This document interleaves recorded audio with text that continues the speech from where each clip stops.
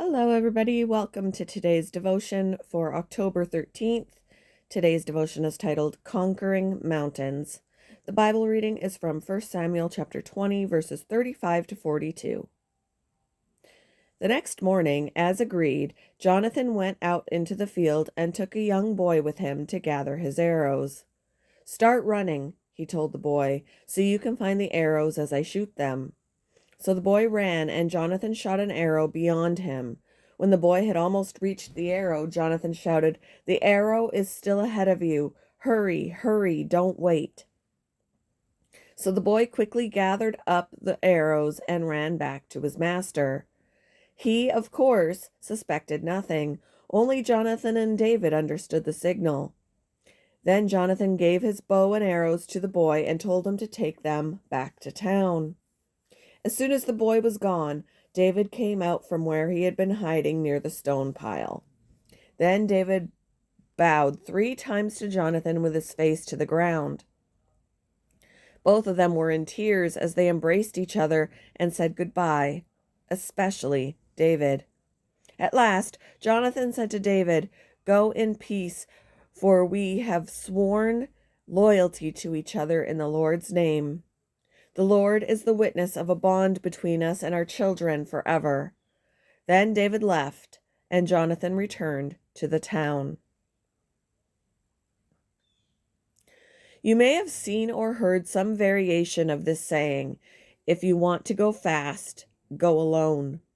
But if you want to go far, go together." It's a lovely thought, isn't it? But is there any solid research to reassure us that these words are not just lovely, but true?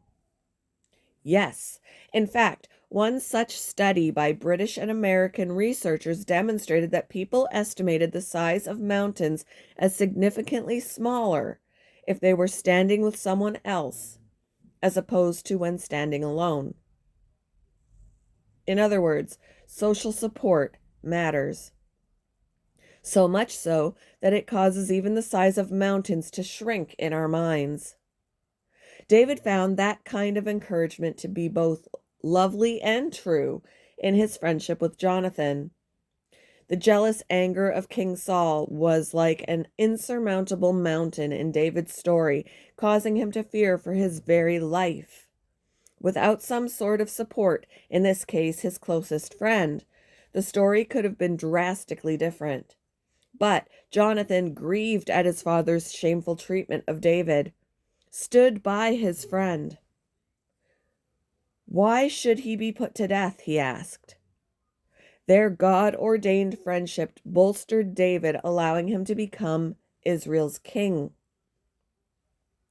Our friendships matter, and when God is at the center of them, we can spur each other on to do greater things than we might imagine.